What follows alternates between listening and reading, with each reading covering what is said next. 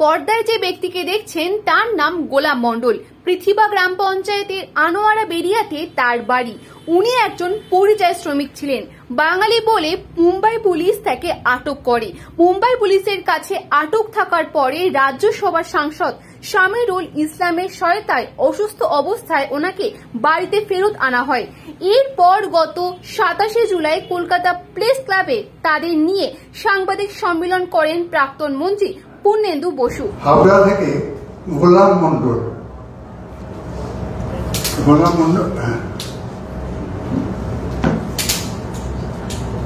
8ই June রাত 2টায় Maharashtra police এনাকে arrest করে। 14ই জুন অব্দি আটকে রেখেছিল এবং তার সাথে এমনই ব্যবহার করা হয়েছিল, ফিরে এসে তাকে হাসপাতালে ভর্তি হতে হয়েছিল। মুম্বাইয়ের যে ক্যাম্পে তাকে রাখা হয়েছিল সেখানে ভীষণভাবে তাকে অত্যাচার করা হয় বলে অভিযোগ স্থানীয়দের। অভিযোগ, তাকে সারা দিন রোদে রাখার পর এসিড ঠান্ডা জল তাকে খাওয়ানো হয়। এছাড়াও গোলামকে প্রচুর অপুষ্টিকর খাবার খাওয়ানো হয়, যার জন্য সে অসুস্থ হয়ে পড়েন। গুরুতর অসুস্থ হয়ে পড়লে তাকে পৃথিবায় তার বাড়িতে আনা হয়। বাড়িতে আনার পরে তিনি মারা যান। এ বিষয়ে পৃথিবা গ্রাম পঞ্চায়েতের প্রধান, উপপ্রধান এবং মৃতের মায়ের বক্তব্য শুনুন। হ্যাঁ, ভালোই বোম্বে কাজ করতো, 5 বছর গেছে গেছে।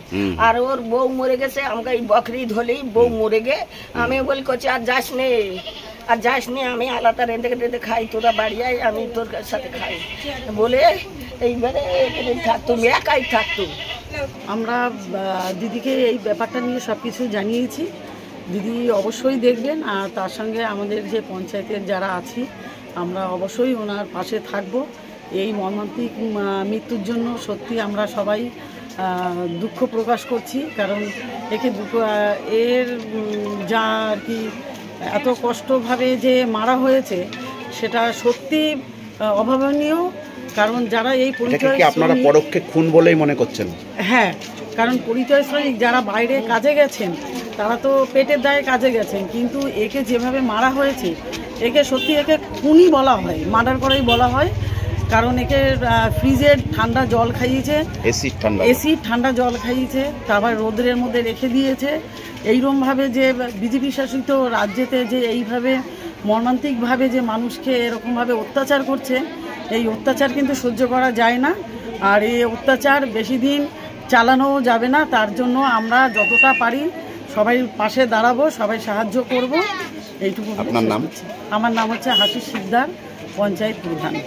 টিভিতে এতদিন দেখতাম, কিন্তু আজকে আমরা সচক্ষে দেখলাম আমাদের পঞ্চায়েতে একজন বিজেপি শাসিত রাজ্যে কাজ করতে গিয়ে সেখান থেকে লাঞ্ছিত বঞ্চিত হয়ে এবং যে ক্যাম্পে আটকে রেখেছিল সেই ক্যাম্পের থেকে যে খাবার খেয়েছিল, অপুষ্ট খাবার, সেই খাবার খেয়ে সেটাই আমরাও শুনেছি, তাই এসিড জল খেয়েছিল এবং খাবার সেখান থেকে ওনার ইনফেকশন হয়ে যায়। ইনফেকশন হয়ে যাওয়ার পরে আস্তে আস্তে বাড়ি চলে আসে অসুস্থ অবস্থায়। তারপরে কালকে রাত্রে 2টার সময় এই যে যারা পরিযায়ী শ্রমিক তাদের জন্য যে নতুন প্রকল্প চালু করেছে, এদের কি সেই প্রকল্পের আওতায়? হ্যাঁ, অবশ্যই। ওদেরকে যে মুখ্যমন্ত্রী মমতা ব্যানার্জি 5,000 টাকা করে যে ঘোষণা করেছে, সেই সবগুলো আমরা যাতে এই পরিবার পায় এবং এই পরিবারের পাশে থাকব। এবং আমরা উচ্চ নেতৃত্বকেও আমরা জানিয়েছি বিষয়টা, তারাও দেখা যাক এই পরিবারের পাশে কীভাবে তারা হেল্প করতে পারে। নাম আর কি পদে? কামাল হোসেন, উপপ্রধান, পৃথিবা গ্রাম পঞ্চায়েত।